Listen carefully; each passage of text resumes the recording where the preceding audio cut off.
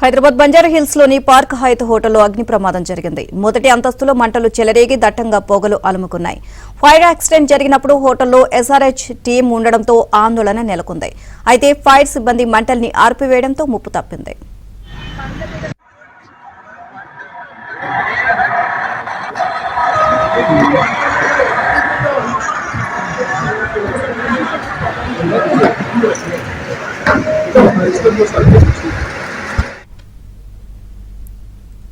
Spa rooms లో steam bath చేసే ప్రాంతంలో షార్ట్ సర్క్యూట్ తో అగ్ని ప్రమాదం జరిగింది అంటున్న జిల్లా ఫైర్ ఆఫీసర్ వెంకన్నతో మా ప్రతినిధి Shashi face to face.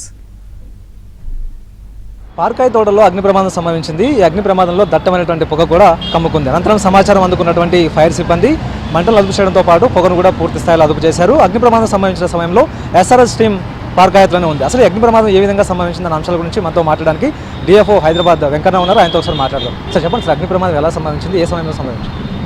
So 8:35 first ఫ్లోర్లో అగ్ని ప్రమాదం జరిగిందని చెప్పి ఒక బాలయ్య అనే వాళ్ళ security team leader find out చేసిండండి.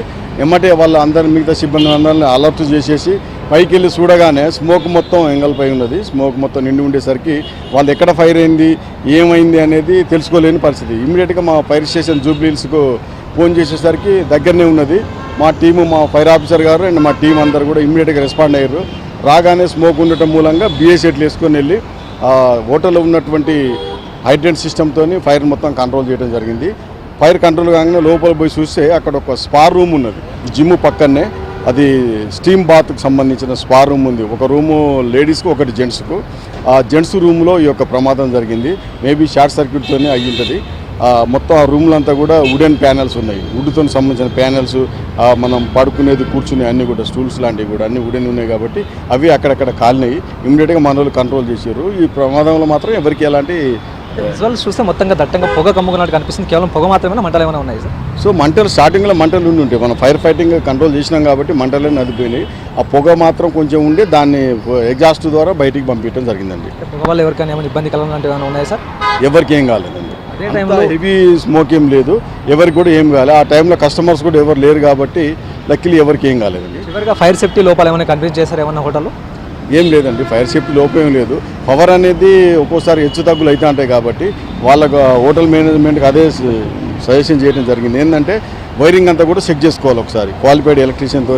ఎప్పటికప్పుడు వైరింగ్ చెక్ చేసుకుంటే బాగుంటుంది. అసలే సమ్మర్ సీజను, ఫైర్లు బాగా అవుతూ ఉంటాయి.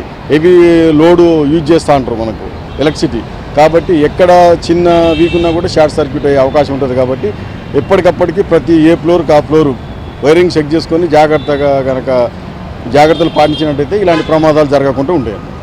Thank you. ఇది మొత్తానికి ఉదయం 8:30 గంటల ప్రాంతంలో అగ్ని ప్రమాదం సంభవించినట్టుగా ఇప్పటికే తెలుస్తోంది. అదే సమయంలో తమకు సమాచారం అందడంతో వెంటనే ఘటస్థలకు చేరుకుని మంటలను అదుపు చేయడంతో పాటు ఆ తర్వాత పొగలను కూడా అదుపు చేశామంటూ ఫైర్ సిబ్బంది చెబుతూ ఉన్నారు. షార్ట్ సర్క్యూట్ వల్ల ఈ ప్రమాదం జరిగి ఉండొచ్చు అంటూ కూడా భావిస్తున్నామంటూ డిఎఫ్ఓ చెప్తూ ఉన్నారు. ప్రధానంగా పవర్ హెచ్చు తగ్గుల వల్ల షార్ట్ సర్క్యూట్ జరిగేటటువంటి అవకాశాలు ఉంటాయి.